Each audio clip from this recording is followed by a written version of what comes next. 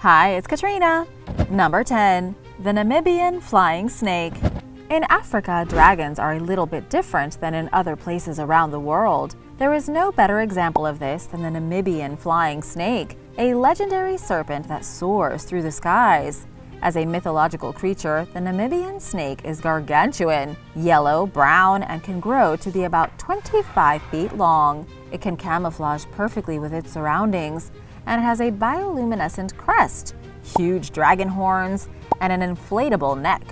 Although its body is that of a monstrous serpent, it flies with leathery bat-like wings made of thin flesh. Somehow, this creature only gets weirder from here. The Namibian flying snake supposedly makes bizarre roaring noises as it flies. It also stinks like tar, is covered in scales, and isn't that great at flying.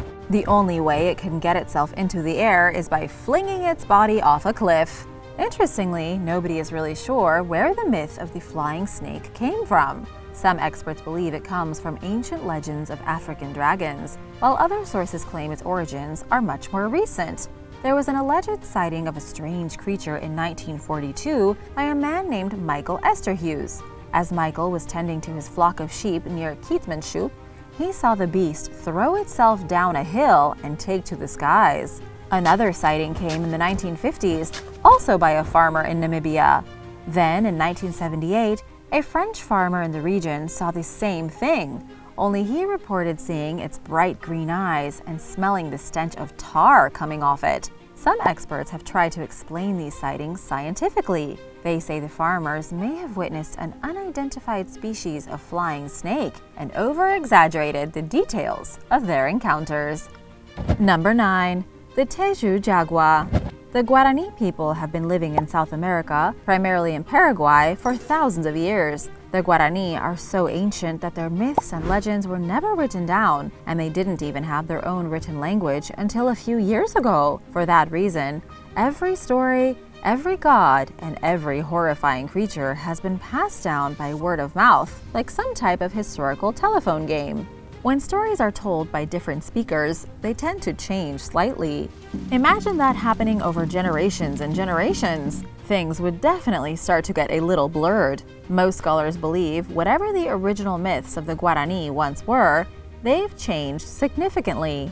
Here's what we know about the creation myth from these ancient people's stories.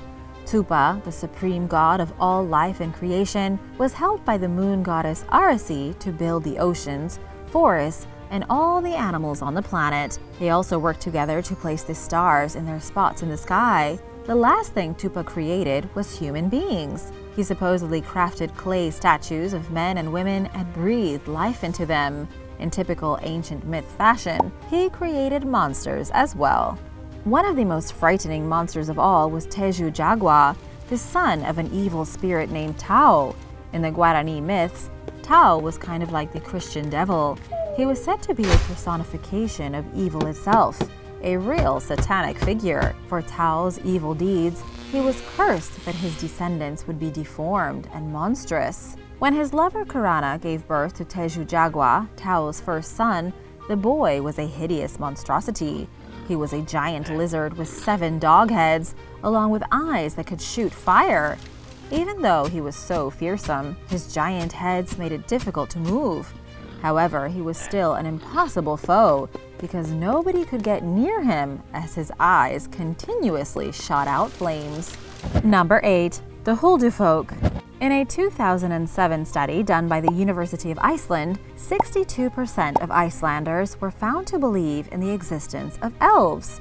More than half the population of Iceland still believes in creatures called Huldufolk, or the hidden people. These creatures are akin to mythical elves for everyone outside Iceland, small humanoid beings with pointy ears.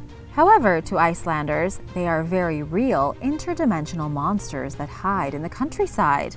They believe the Huldufolk have been living alongside humans ever since people first landed in Iceland. They also believe the Huldufolk do the same daily activities as they do. They apparently fish, farm, and raise families. But if so many people believe in them, why has nobody ever been able to officially document them? This is because the hidden people live within a parallel world. They only make themselves visible to those who believe in them, and otherwise remain unseen. A visitor in Iceland could have an elf walking right beside them on the road, and they would never even know it. They even have a general agreement not to throw stones, because you might accidentally hit an invisible elf. Iceland is one of the last bastions for the belief in the magical, and many of the natives have openly claimed to have met the hidden people and even befriended them. The Huldufolk also aren't that terrifying, and are more like anti-goblins. Instead of eating children and being mischievous, the Huldufolk tend to help out where they can. The scary thing is the possibility that there is a mirror world right beside our own, filled with tiny, pointy-eared people. Number 7. The Maiero. The Maiero from New Zealand is similar to that of Bigfoot in North America or the Yeti from the Himalayan mountains. Its roots are deep in Maori folklore and legend, and it may have even been the original inspiration for the terrifying Sasquatch. This is thought to be the case because the tales of the Maiero almost certainly predate those of any hairy monster found in North America. But just what does this New Zealand creature look like? Similar to Bigfoot, it's larger and stronger than the average human and is covered in a thick layer of black fur. The Maiero is also known for its violent tendencies. It's said to wield a stone club and beats the occasional lost traveler over the head with it. The creature also supposedly has extremely long fingernails like meat hooks, which it uses to carve apart unlucky humans and any other animal that gets in its way. There is an interesting theory that states the Maiero were once very real animals. In the Maori legends, their ancient ancestors are said to have always been at war with these hairy humanoids.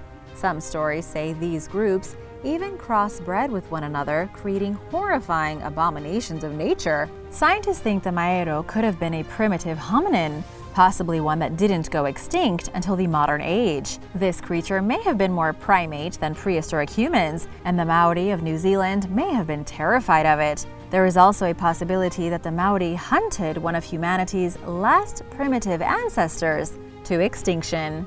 Number 6. The Baby Yaga.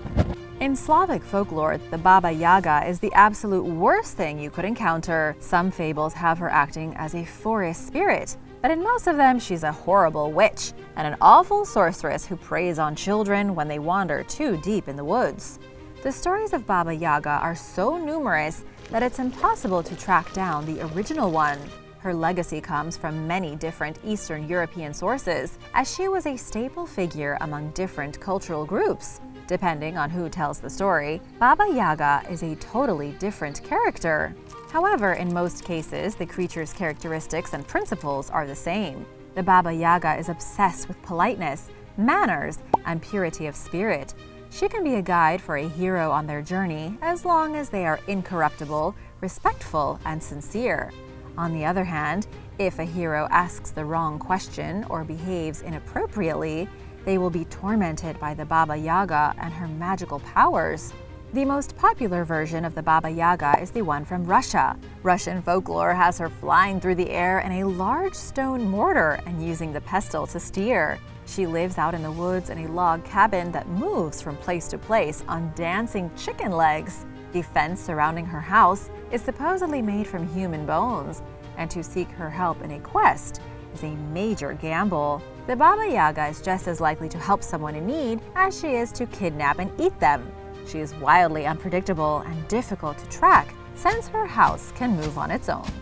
Number 5. Kamasots. Out of all the deities and monsters in Maya folklore, Kamasots is one of the most frightening. One of the best representations of Kamasots can be found in the museum beside the Templo Mayor in downtown Mexico City. There is a great statue on display of Kamasots in all his disturbing glory, a huge man-bat hybrid whose name translates to death bat. In Maya mythology, Kamasots is an anthropomorphized bat. For the ancient Zapotec tribes of Oaxaca 2,000 years ago, bats represented the darkness, the ultimate death, and sacrifice. This was almost certainly because bats would have been found deep in the depths of spooky caves and at the bottoms of sinkholes. Both caves and sinkholes, or cenotes, were seen as portals to the underworld back then. It would have been an almost religious experience to see the bats swarm out of the gates of hell every single night and then go on to drink the blood of other animals. From this strange phenomenon, Kamasots was born.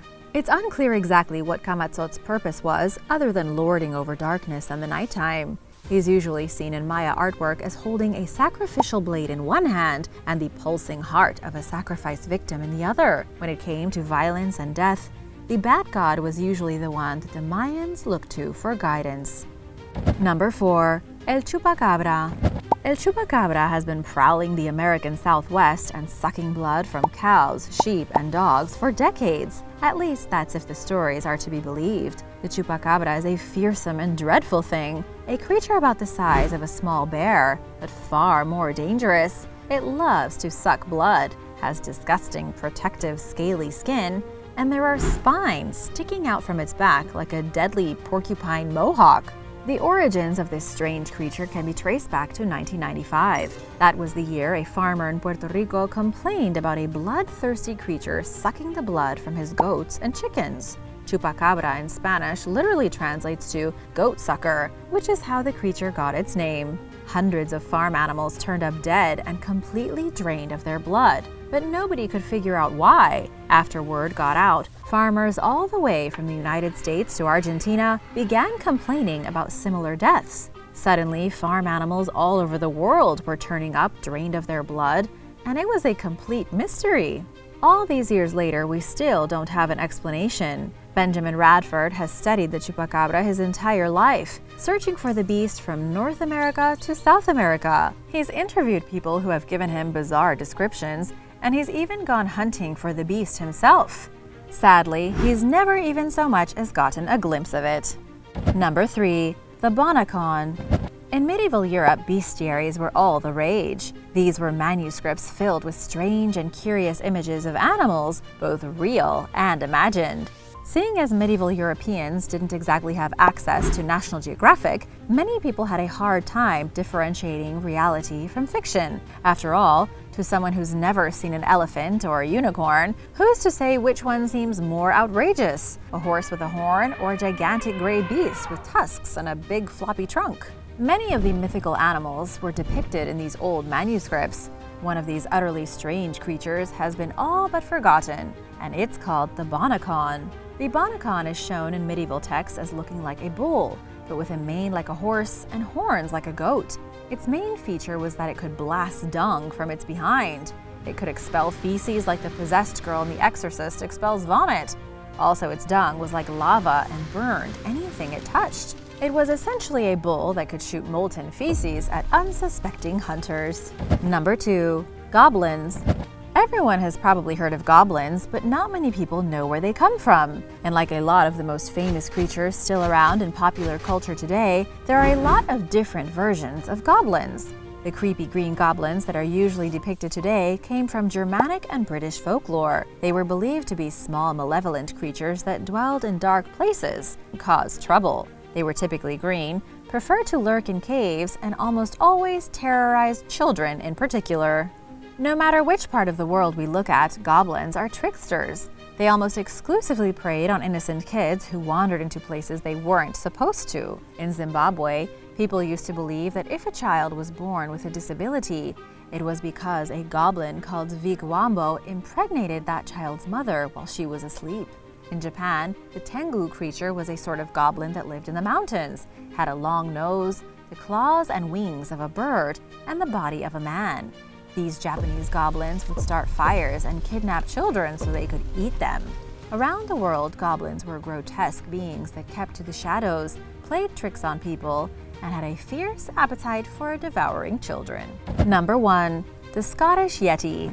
In Scotland, there is a mythical creature called Amphir Liathmore, also known as the Big Grey Man. This creature allegedly haunts the summit of Ben Macdui, the highest peak in the Cairngorms mountain range of Scotland. It's been witnessed multiple times, kind of like Bigfoot, although no tangible evidence of its existence has ever been found. There have only been some unusual footprints documented, some blurry photographs, and a lot of shaky eyewitness testimonies. What everyone agrees on is that the Big Grey Man is over 10 feet tall, has unusually dark skin, and it's impossible to find because it hides in the fog of the mountain. Most people who encounter this mysterious beast only ever hear the sound of its heavy footsteps crunching gravel as it stalks behind them, unseen in the mist.